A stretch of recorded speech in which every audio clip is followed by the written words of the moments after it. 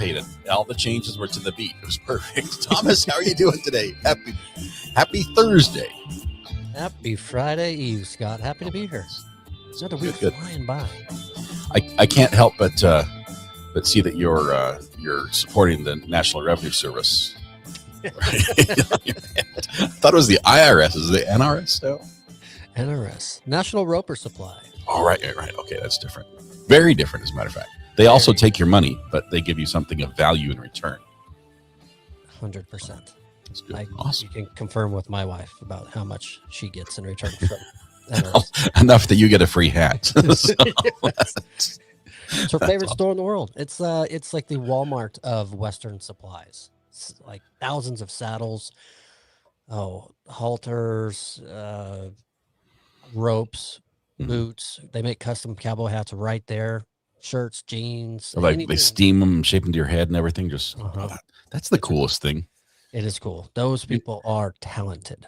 I like to watch a blacksmith work, but it's an art form when the guy's making the hat and shaping it and dusting it and trimming it up. It's something else. It really is. It's really neat. There was a show too. I forget which channel. It's almost like on the Food Network, Chopped, where the competitors compete in short time. I think it was called Forged, maybe. But blacksmiths, they get tested on making certain things like swords and whatnot, and then they have to do cutting tests and just regular blacksmiths today. They're like, well, I've got to make another sword today, honey. Got another one. Yeah. Do people still order swords? I guess there's an element that would, but yeah. I would think that horseshoes never go out of style. They definitely don't go out of style. No.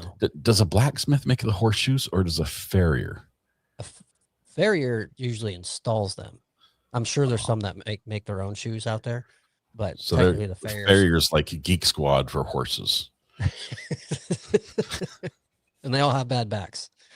It's every one of them. Every and single they have one. Bruises all over their legs from the horses kicking them. Yeah. Oh man, that's actually funny. Speaking of farriers, I was playing pickleball one morning with our normal group, and there's an older gentleman who's got a larger family, and I didn't know this about him, but his youngest son is a well-seasoned farrier.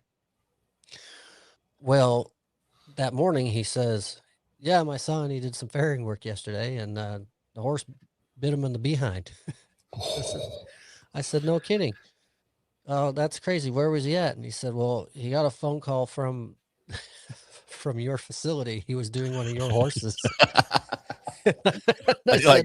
I'm so sorry. I said, which horse was it? And I knew exactly which horse it was. And then it dawned on me that our regular farrier was busy. And my wife had told me that, she got a hold of another guy who said he can get there in the morning and get it done. Not sure who he is, but he's vetted from someone else that we know. So, oh, cool. Well, it turned out to be his son, and not my horse, my wife's horse. Bit him on the bum. So. Horses generally don't bite soft. Like they only have one. I mean, I guess it's, when you chew all day long to survive, I guess your chewing muscles are quite pronounced. But I've never, I say that, but I've never been bitten by a horse.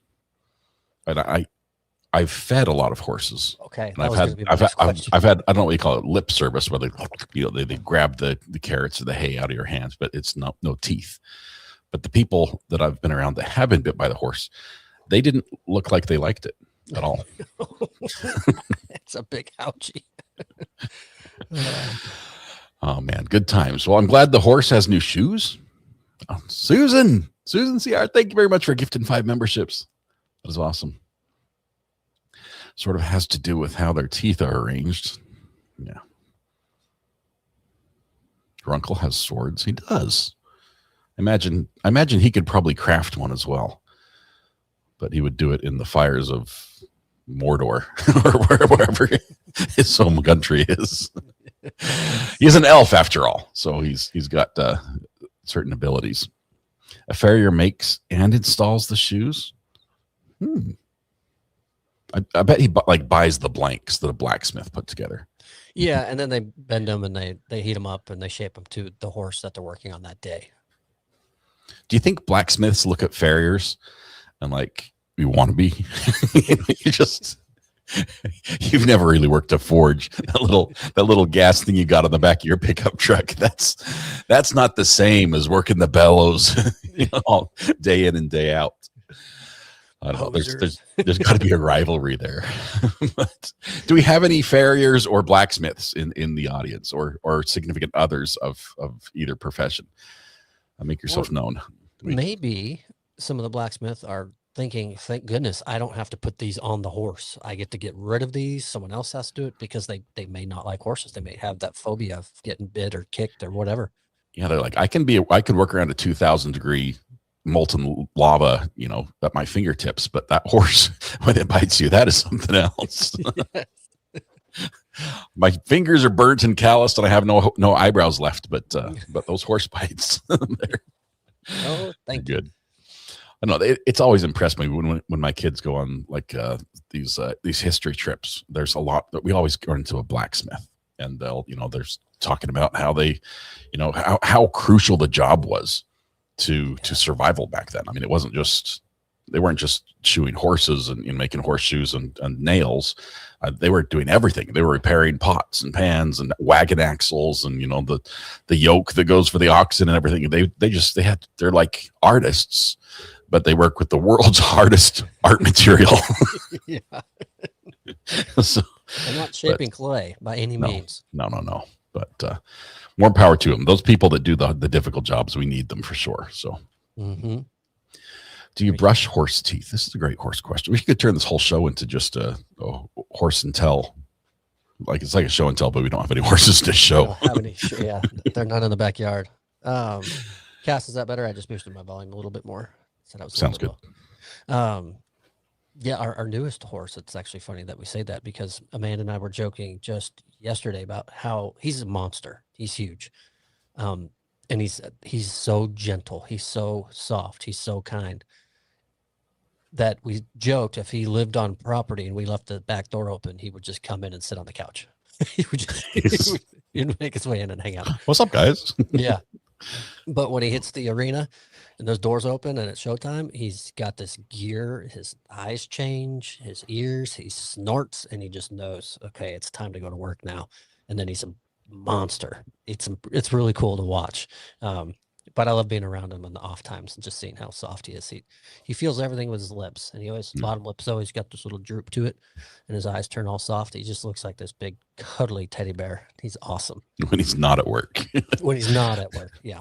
When it's go time, I'm nowhere around him at all. That's cool. It's awesome. Well, we've got some crazy stories. I don't know if we have anything to lead into it. I'm just looking at let's see. Well, special talents. And you have one of these talents. Oh, you're right. Number 2. Mm-hmm. I can do number 2. Story number 2. Okay. All right. I'll do number 2 right now. Yeah. For those of you that are here, we tell jokes sometimes, and we apologize because they're never good. But correct. This is a funny little story. I've actually got one of these coming up. Like, not metal detecting, but the other portion of it. Yeah. The other portion. My second oldest made it official, put a ring on it, as they like to say, and so right around Christmas, because that's convenient. Yes. We're going to be traveling across the country and go doing graduation / wedding the same week, and then flying back possibly Christmas Eve. That sounds very cheap. I hope it is. We're buying the tickets now because they say it only gets more expensive as we get closer. But I don't know. I guess maybe no one wants to travel for the holidays, and so it's cheaper then. No, I think the busiest travel time are the holidays. Yeah, it's gonna suck. It's gonna be winter. We're gonna get there, and of course we're gonna be in Idaho, and all the things we like doing there, you can't do because Idaho in the winter is basically Arctic. Mm-hmm. It migrates up by Alaska, Barrow, Alaska, Idaho. They're like twin sister cities during the winter. So we're going to do that during the winter, but it will be nice to see. I'll be able to see my granddaughter for the first time. Awesome. Love that. I mean, we'll be able to see in person. FaceTime is just not the same. Right. But she hopefully recognized my face because she laughs at me every time she sees me. But Then she starts crying. So I'm not sure. Sure they're pinching her or something on that end. But anyway, this story, you were talking about metal detecting a little bit and weddings. When the two meet, something went wrong, and it did in this one. Mid-wedding, they had to urgently paging Mr. Metal Detector, because on the beach, the ring was dropped after the engagement ring flew off her finger mid-ceremony. I can guess when it flew off. Probably right around the time she was throwing the bouquet. That's the time.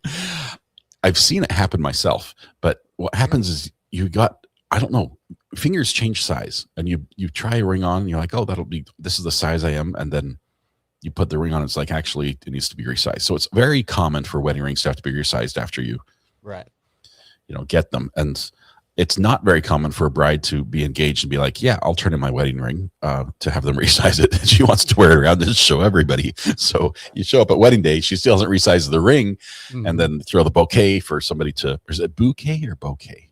Bouquet, because it has a bow on it. Sure, we'll go with that one. Okay. Anyway, Abby and Tony, the happy couple, were tying the knot in France. She actually tried to swat away a bee, not throw the bouquet, but the ring went flying. I'm not sure if she got the bee or not. But they all the guests, hands and knees, started searching for it. Could not. They needed somebody with a little higher tech. The picture they show, let me just tell you this. The picture they show is some dude who probably stopped at Harbor Freight to buy his first metal detector on the way there. I'm sorry. I know a little bit about metal detectors, and that it will work, but that is not what you want. That is not what you want. It looks like a Garrett, actually. Garrett's that's better than Bounty Hunter, but okay. But his coil is like a foot off the ground. So unless he's holding the ring on top of his shoe, he's not going to see it. It worked. It worked. I hope it didn't take too long. He says it took just a couple minutes, I think. Throughout the day, I'd talk about the missing ring, but I tried to block it out, says the bride. They called Steve Andrews, who runs Jersey Lost Ring Metal Detecting, and he found it within 10 minutes. Bam. What a big done. Can you imagine the feeling of the ring? It's gone. And she said she hoped it went in the garden, but because of the power she swatted at that bee, she knew it was beyond the garden and in the sand. Yeah. Gut-wrenching. At least there wasn't water there. Chances decrease significantly. That bee was probably pulverized on impact. I do think I can understand how she feels, even though I've never been a bride or worn an engagement ring, because I've found rings, and it's probably inversely proportional to how it feels when I find one metal detecting. That's when somebody loses one. There's like, nature has a way of balancing things. I'm not doing the 6-7 thing on purpose, but nature has a way of balancing things out, and that's one of the ways. 100%. So the sadness that one feels when they lose something of value is offset by the joy by some stranger finding it. And then everyone's happy when you return it. So. And then you get to carry on. Happy wedding. All 15 guests too. I like a small wedding. 15 guests is, I imagine everyone just felt terrible. It's not like they're like, through the night, there's like 200 people show up and, did you hear what happened? No, it's like, yeah, we all saw. We all know. We looked for it. None of us can find it. We're in the brink of it. Oh, that's awesome. Steve was a firefighter, recovers rings for people on a volunteer basis, came straight to the beach, found the rock within 10 minutes. The rock has to be attached to the metal. This is a fun fact. A lot of people say, I lost the diamond out of my ring. Can a metal detectors find this? And the answer is no. Not the diamond, right? Not the diamond. The diamond. It's gotta be tied to metal. If the metal detectorist can find the diamond, you have a problem with your stone. You've got metal flake in your diamond. It's not a real diamond. Big metal flake. But I was thinking about it too. What if the metal detectorist found it, but visually, not with his machine, and his machine was not alerting to the ring at all? Okay, we call these surface finds. But then what is the bride? Wait a minute. your metal detector is not alerting to the, and then she looks at the groom. What kind of ring did you get me? Oh, so you're saying he went over it and it didn't beep? Mm-hmm. But he can see it because it's just sitting up there. And so he's like, oh, that's funny because does he say anything or does he not say anything? You can tell what kind of metal it is with the metal detector. It has a readout and it will say, you know, this is iron, this is nickel, this is brass, this is gold, this is platinum. You know, it's got, you can pinpoint on the range. It won't necessarily tell you which one it is, but you can know where the range is. Like for my my Minelab, my favorite metal detector, silver is 95 to 100 on the readout. It's way up high on the scale, but golds can come in all the way down around 5 or 6, and it's going to be on the lower end, maybe never as high as 15. So if you find a gold ring and it's coming up at 95 to 100, you know it's silver that's been gold plated. Gotcha.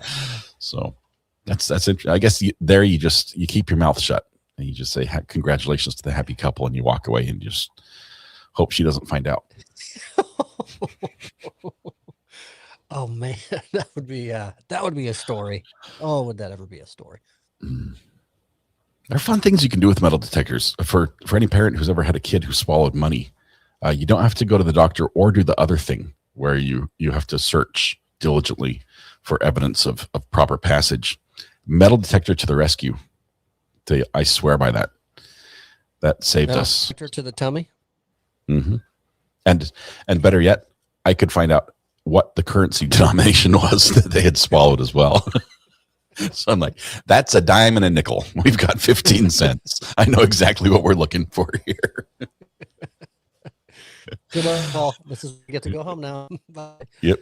Oh, good times. Well, speaking of expensive rings or rings and money, this is in your old stomping grounds, Utah, the Bank of Utah.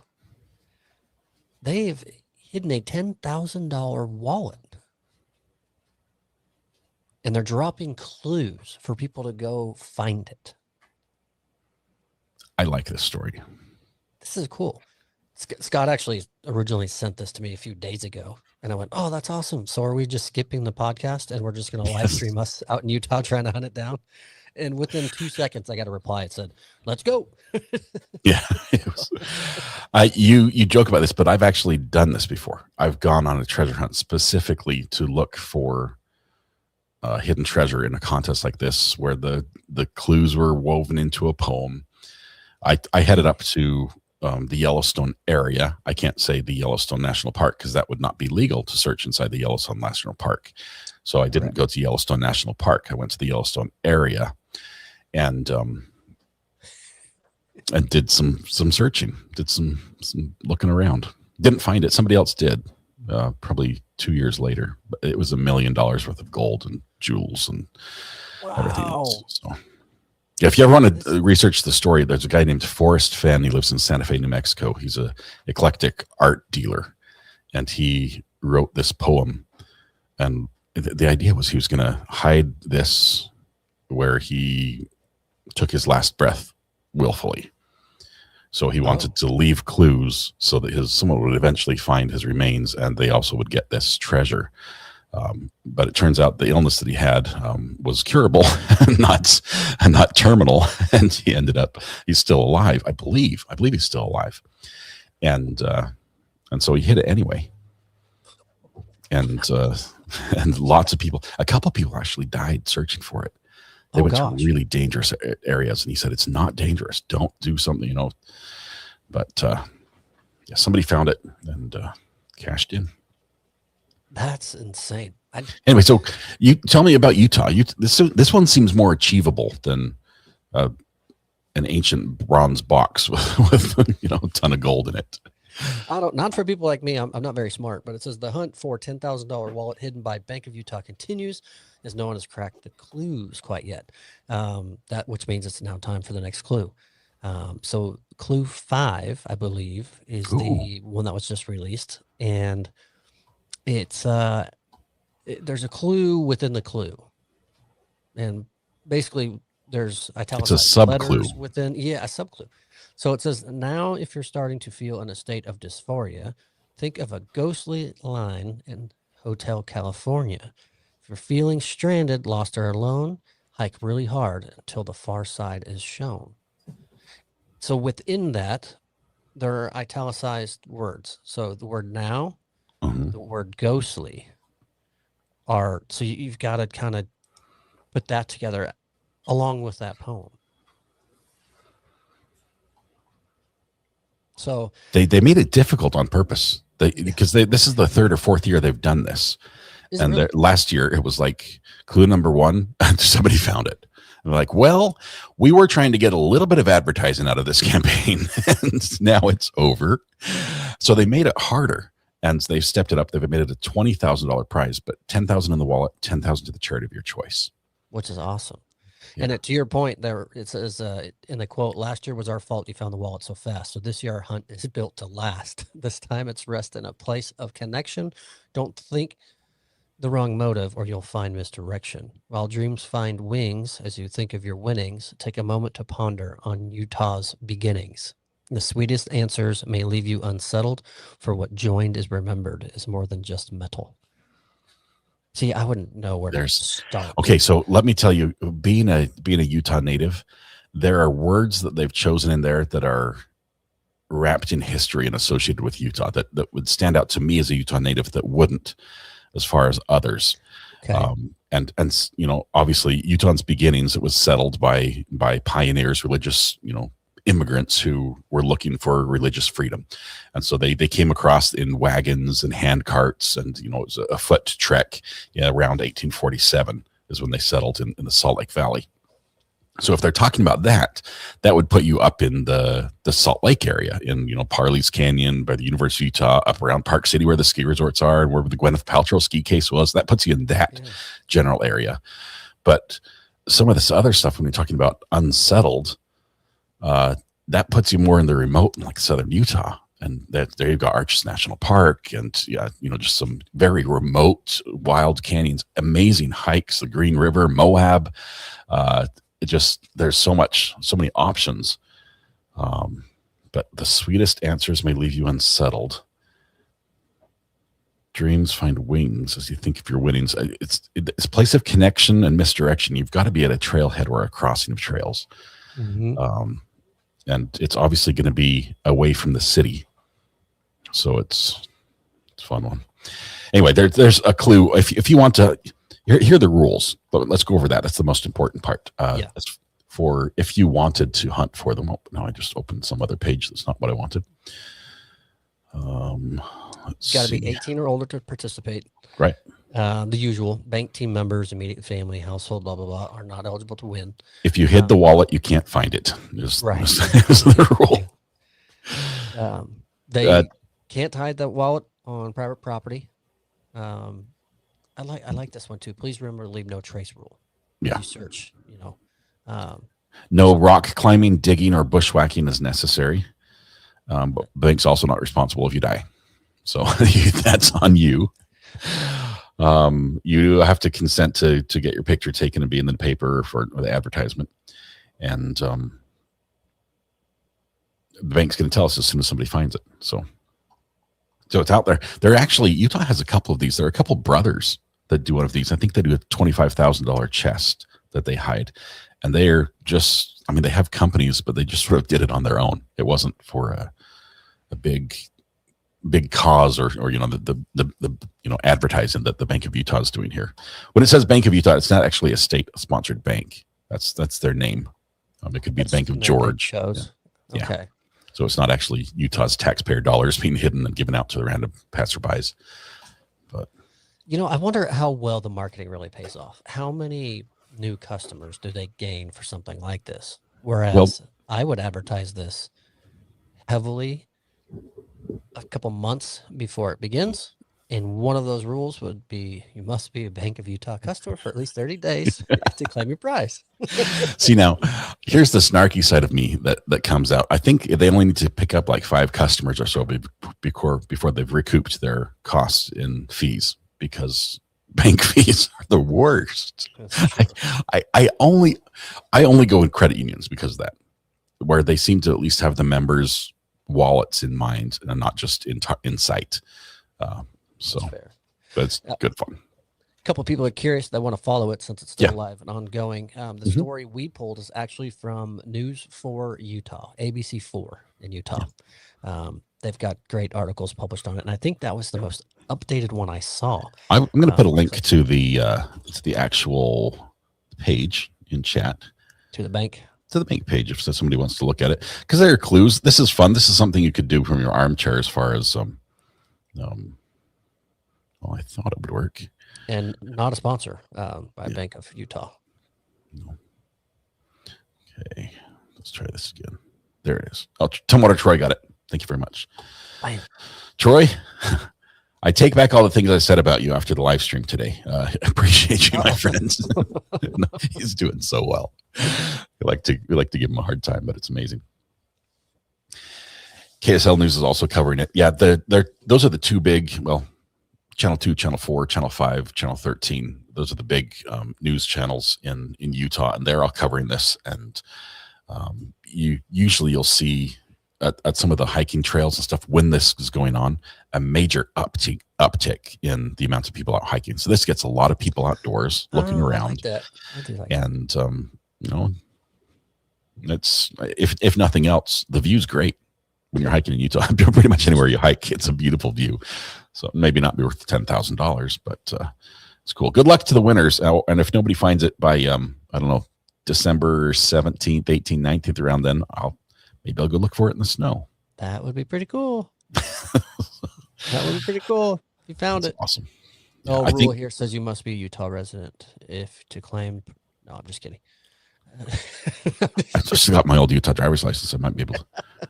I've got a bank in Utah still. Well, a credit union, but we'll fix that. We can find that. Yes, I'm gonna segue off that and jump ahead. I'm gonna skip. Yeah. To the very last one at the bottom. Speaking of competitions. Oh, this is a good one. I've never heard this, and I know people in chat are gonna. Are you kidding me? You've never seen or heard of it? It's incredible.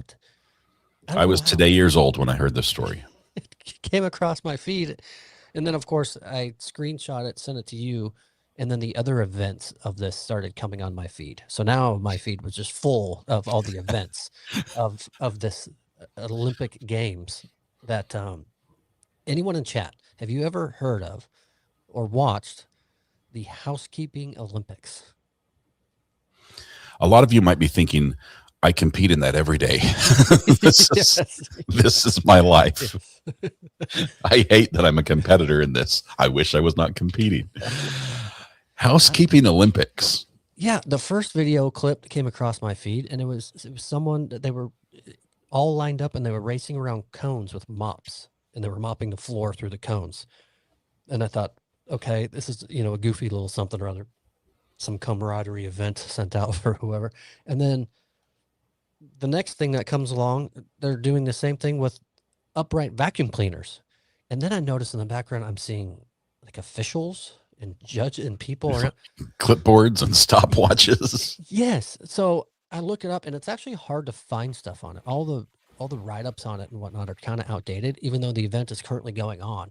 But the Housekeeping Olympics are lively annual competitions celebrating frontline cleaning and hospitality professionals. Major regional events take place throughout the entire year. This goes on all year long, highlighted by the Banff and Lake Louise event in May and the flagship national championship hosted by the ISSA show in North America, and that's typically in Vegas. Who's ISSA? It's like the International something cleaning. International Service something Association. I should know it. I was on their site 6 times trying to figure out what this event was all about. Were they women or men or both, says Fran Fitzgerald. I think all of the above. Yeah, it's open to anyone who's willing to compete. I wonder if they have like the cruise ship towel folding competitions. Okay, I've got a list here for you. Yeah. But real quick, ISSA, it says the Association for Cleaning and Facility Solutions. But some of the events, common events, are speed bed making. I've got that one down. It may not pass the inspection, but I I can make the sheet and the comforter in one throw. And just wherever it lands, it's good to go. No, it's pretty square. It's pretty square. I don't like tuck the ends in and make the corners sharp or anything. Okay, go on. Okay, so we've got speed bed making, then mop relay and obstacle courses, upright vacuum relay. Hang on, mop obstacle course? So this is like a mop bucket full of water that you have to steer around cones and not spill? I just saw the wet mop on the floor, and they had to keep it on the floor as they ran around the cones. That's what popped up on my Instagram when I went. It's like riding a stick horse, one of those hobby horse, but reverse. But you're side by side. Upright vacuum relay, which includes the cord wrapping. And then here's what you brought up: towel folding and creative towel art. That's going to be a hard one. That's like judging chainsaw carving contests. Yeah. It's so diverse. I mean, that one's clearly an elephant, but this one, I mean, that's Michelangelo. That's the finger pose. How do you, that's the who wins? And then this one's kind of funny because it's, I don't know, but the, the big floor buffers that can really get away from you if you don't hold on, and you got to let it hover on the floor and do its thing. You have to wait till it wraps the entire cord up and rips it out of the wall to shut off. Yeah, and it wraps you up on it. It's a buffer pad toss. So you don't use the buffer. You take the pad off and they have a toss. It's like a giant Frisbee. But the hole in the middle is rather small. I mean, the hole in the middle is like that. So if you're trying to like do a ring toss with it on a dowel or something, that is impressive. It might be a distance thing. And then I didn't click the link. Put your back into it and heft. Yeah, the discus, but it's bad. And then they've got a spirit dance-off and team cheering. And those seem like the outliers.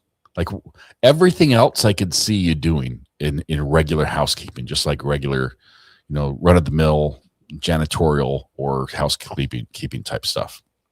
Yeah, the competition is really for frontline cleaning and hospitality professionals. So people that this is their career, then they go compete. But where do they have cheerleader teams in the hospitality world? That seems like they just added that so they could either fill in a gap, or I guess it celebrates them, cheers. This is true. So I just learned about this, that it's a thing. And then as I was learning about this and reading up on it, I learned something new.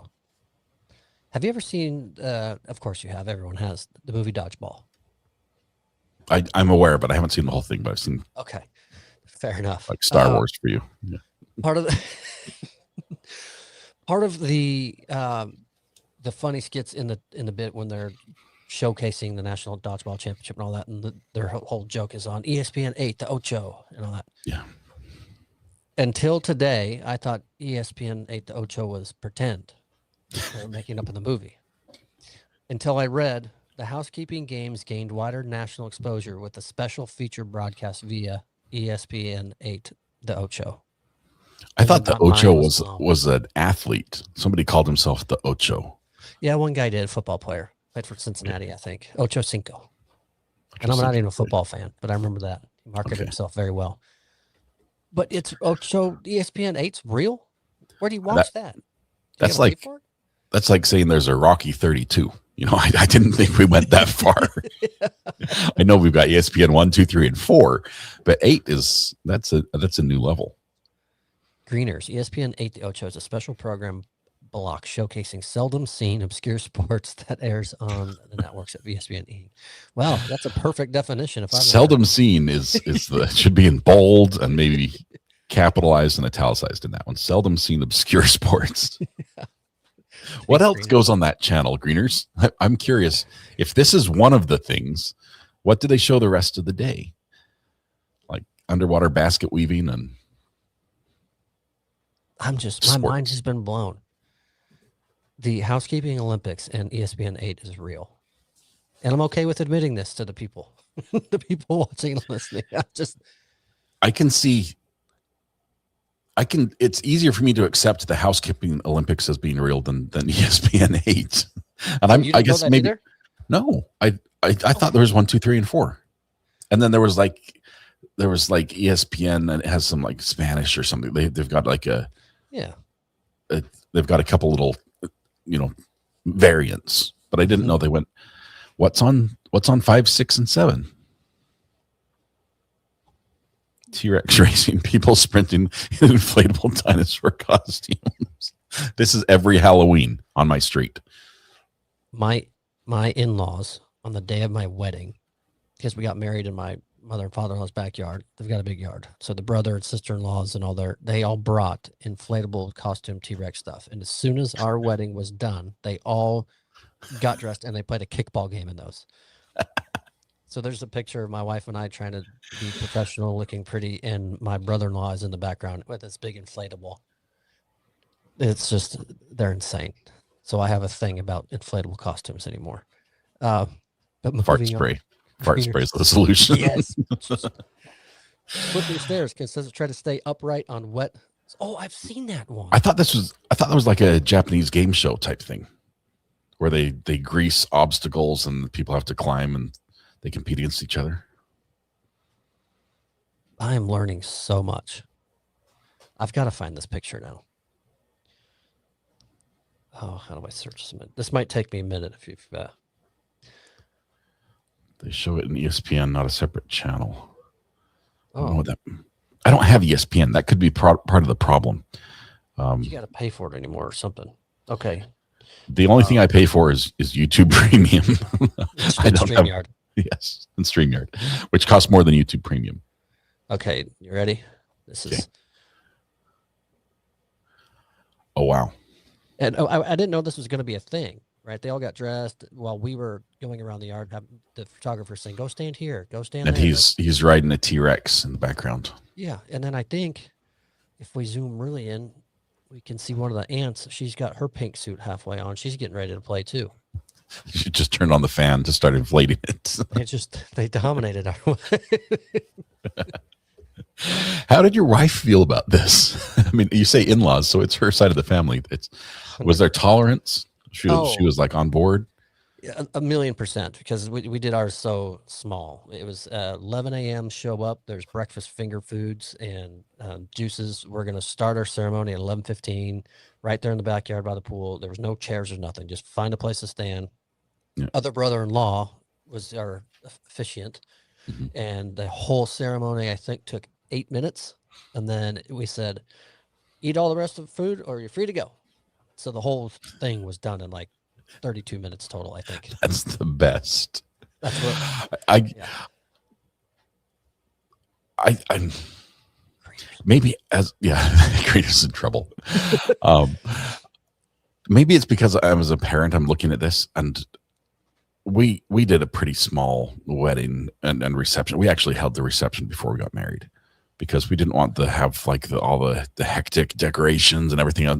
We wanted that out of the way. We got married and we were out of there. It's like, see you guys, we're gone. So a lot of the people that brought gifts that were like labeled or had emblazoned with our name and anniversary got a day off, because we had the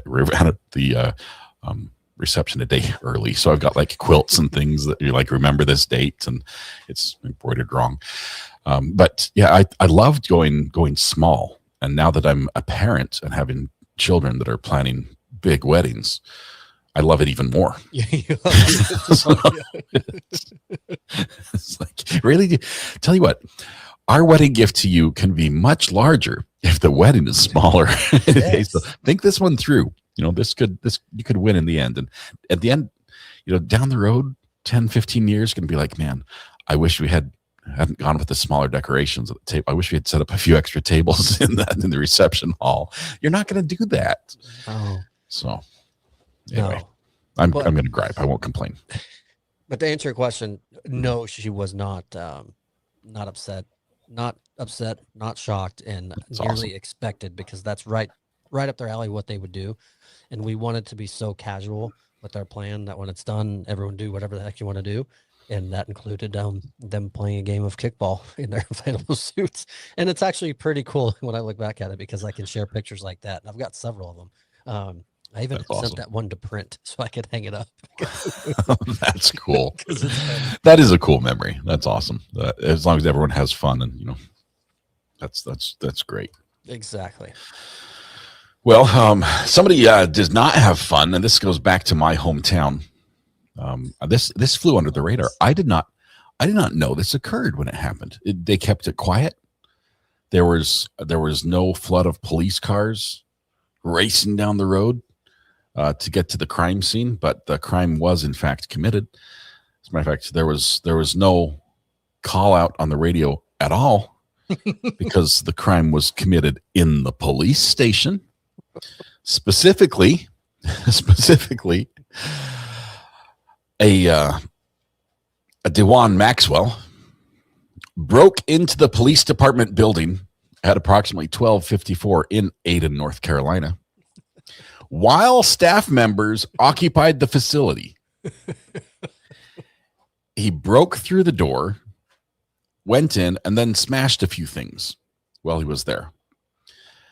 Really? So he was charged with felony breaking and entering to terrorize or injure, with warrants identifying two individuals as occupants of the building at the time of the incident.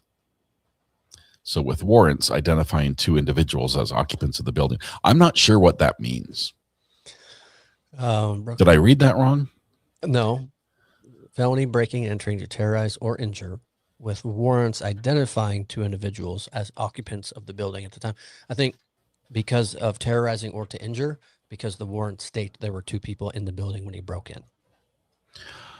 Okay, so I read this as he was charged with felony for entering with warrants identifying two individuals as occupants. So he brought the warrants.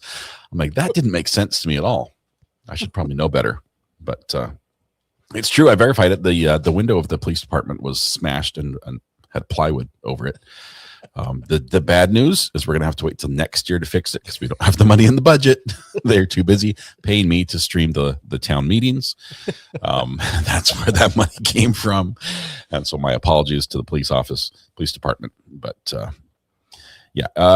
the police department thought it was rather odd. It's the first time they think that this has happened in the town's history.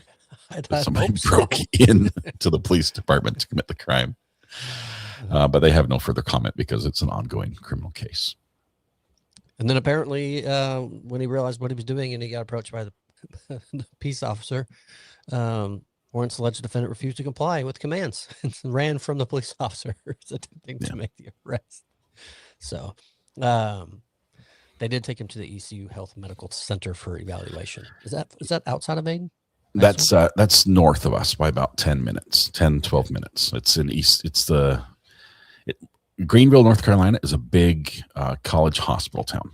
So ECU Medical, Vidant Medical, it's a huge medical sort of thing. So all the college is geared toward medical and the hospital's there. And so that hospital it's close. That's why we have all the traveling nurses come here. But that makes sense. That makes sense. But and they usually stay with you. Usually. Yeah. Right now, someone else is with us. And sorry, I shouldn't. We got, and now you're going to get me complaining about my renter.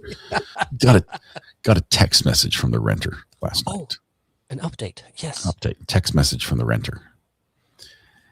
Hey, can I just pay with Venmo this month? Now, normally that's not a problem. Other than we have a contract that is through this company that tracks payments and handles reimbursements and refunds and everything for us. Yeah. And there's accounting issues and tax. There's all this work that goes into it, but they charge like $20 per month to the renter. The renter pays that. And we're like, no. I mean, yes, I have a Venmo. Yes, it would be very easy for me to give it to you and you could send us the money, but no. First of all, we know you can do it because you paid for month number 1 on it. Okay. There have been people who say we can't figure out the system. They're lying. And we've had to go through Venmo and it's a headache. It's terrible. Because then we have like all this cash. We're trying to move it from one bank to another and accounting. It just looks weird for the accountant. So anyway, so he's already, this is the first sign this is the second sign. The barbecue in the driveway was the first sign. This is the second sign that they're going to be a problem renter. This is the third sign. What was the other one? Saying my family will only visit, but they moved in on day 1 and haven't left. Yes. then the barbecue, and then now I got to dodge a $20 fee. I can't afford it. Can I pay an alternative way? Mm-hmm. Ruh-roh. 3, I guess 4th, because one of the 3 cars is parked in our flower bed. So that's right. Because there's not enough room in the 2-car parking spot. Oh man. Yeah. Good stuff. I'm sorry I brought that up, but not really. It's still a little raw, and it just keeps. I wish that it would just transition to be like, no, it turned out they were great, and it might, but there just keep being these little things that pop up just to make the ulcer continue to grow in my stomach, because I won't go in there till they're done unless they have like something wrong that breaks that I have to go in and fix. I won't see the condition. I won't see anything. I just know that there's a lot of construction tools going in and out of my very nice rental, and polite when the family is currently still there, and they don't seem to be leaving anytime soon. We will not renew. They're just. I guess I shouldn't complain, because when it comes to renters, he is paid on time and they are relatively quiet. When they're working on the cars and stuff in the driveway, they haven't done big oil spills or something. They've been good that way. They're quiet and they pay. So what more really? I really shouldn't be complaining. You're right. You've just been spoiled because you're used to renters that pay you on time, have long contracts, and they're never there except to sleep. Yeah. Which is basically like not even having a renter. So. Right. Now you have a renter and it's rough. I don't know. Julie is asking when's the lease up? October. We're almost there. It's not close enough. August, September, and October. But we'll see if they pay. So October. Now we're starting to talk Halloween and decorations. Yeah. How's that going? Are you guys gearing up? Oh, I've sent you a picture. That's why he's doing that. My wife comes home with a truckload of new decorations, unloads in the garage. Meanwhile, we have in your garage. Yes. Meanwhile, we have 3 storage units, half of which are filled with holiday decorations. So, which is hilarious because as of today, one of your phenomenal viewers who knows how addicted to decorating we are for holidays works at the Home Depot. Always tips me off on new decoration arrivals. Oh, wow. So you know what I got today in my DMs? What's that? Christmas has arrived at Home Depot. Are you serious? Yeah, so it's not on the floor. That's in back. Yeah, they keep it in back on the shelves. But if I go in and request any of these, they have to go get it for me. So I could go in and get this stuff. I got an insider at the depot. I love it. That is crazy. I didn't know you could do that. Yeah. I need an insider at Starbucks. You've got plenty of kids. Just get one employed there. Well, I don't drink coffee, but I love the some of their mugs that just they've got, like when they get the Stanley wide base mug. Yeah. That was a hit. I should have bought like 40 of them. I now have one with no lid, and so we did they're great investments. Yeah, we did the collectibles too. We talked about that. Then people started selling on eBay and making a fortune. Yep. How did we get to where we are? I don't know. I'm trying to see where we can jump back on path. But let's see. Housekeeping. We did the housekeeping and the police department one. Yeah, and then we've got a few to choose from to take us home.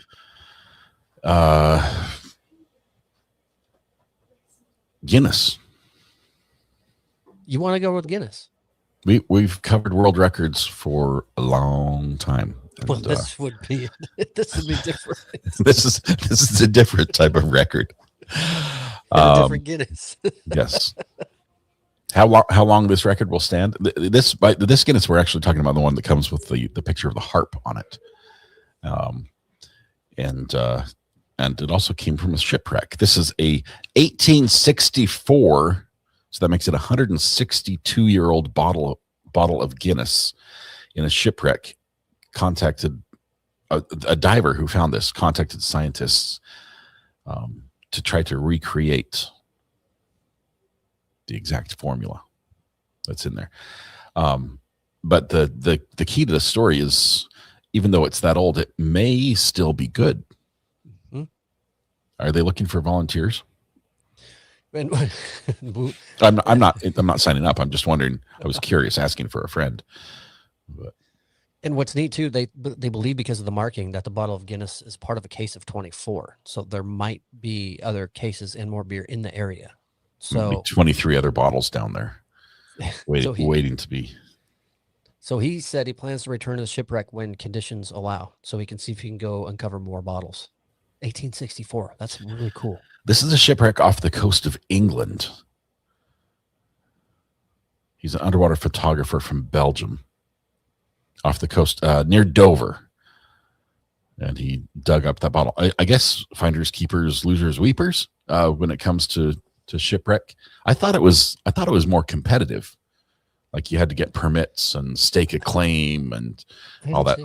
Because Florida's Treasure Coast. People die fighting over that stuff. Yeah, that's true.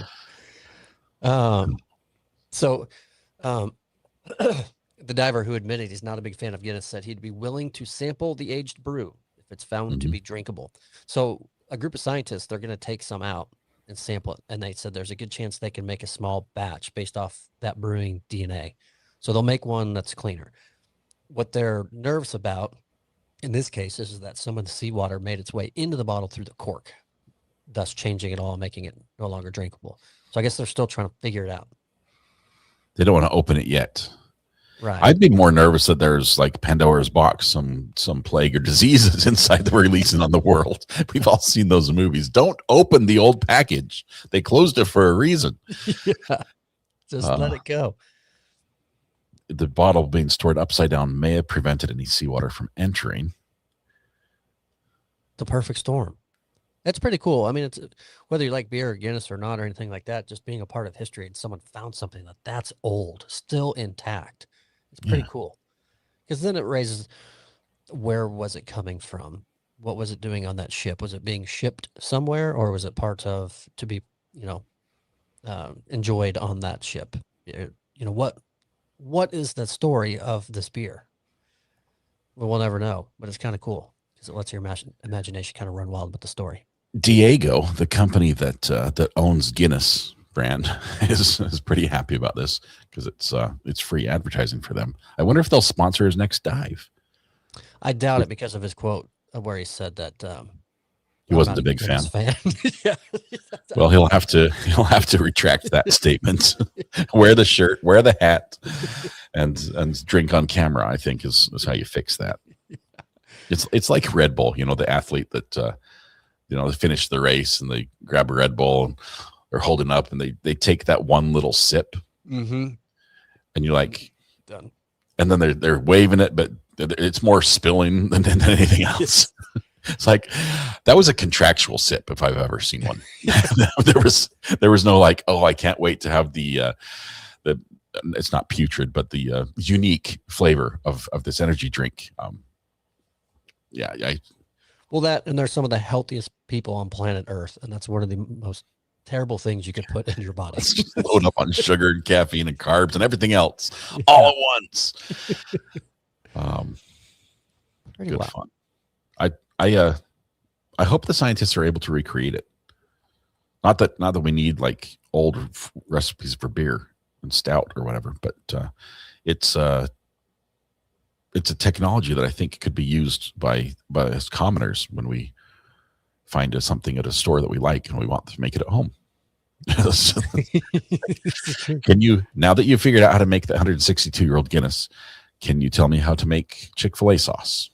Because I would like to make my own batch because it's really expensive at the store. And I feel odd going and getting like a whole bunch of packets from the restaurant. You do mayo, ketchup, Worcestershire, salt, pepper, garlic, onion powder, dash of sugar, paprika. Everything needs a dash of paprika. There you go, and there's your Chick-fil-A sauce. But it's the exact measurements. It's the exact formula that we need. It's not enough to just look the same. You can buy the full bottle at the grocery store. I know, but I want to make like a gallon of it for the price of the full bottle. This is true.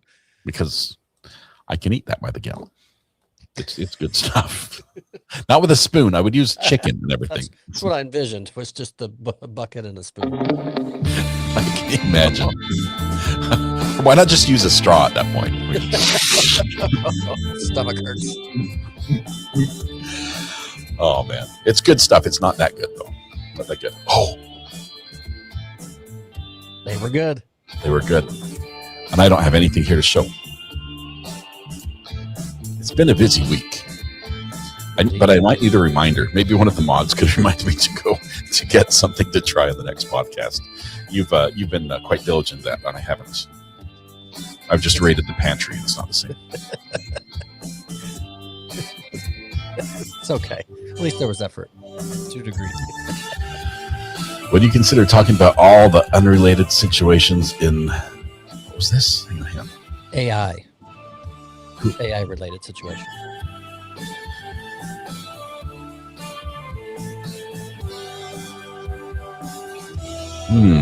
I might need a little more on that one.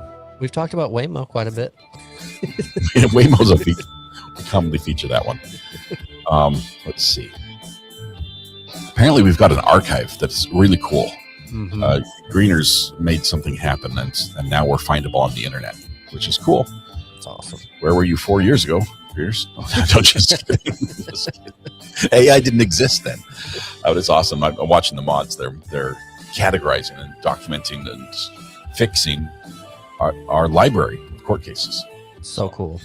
So if there's a case that you're like, oh, I'd really like to watch that one, now it's really easy to find and get to it and be like, oh, that's the one it was. I can rewatch that. So that's cool. Thomas, thank you very much. Appreciate you taking time away from family to be here tonight. Tell them, always wish them the best. Thursdays are the best evenings of the week. I agree. Nearly 4 years later, we still can say the same thing. That's so cool. So cool. I think we're at 3.5 years for sure on the podcast. At least 3.5 years. Maybe a little more. Greeners, speaking of archives, can you find the date of the very first please. podcast? So we can have an answer to what episode and season we're actually on. Yeah. It's coming close. We'll have an anniversary. The channel itself, when I started doing metal detecting, it's 7 years old this week. Love it. So that was good. But Thomas, have yourself a great weekend. Appreciate all the help. You too, Scott. Thank you so much. Have a good one. All right. You guys, we'll see you tomorrow. Bye-bye.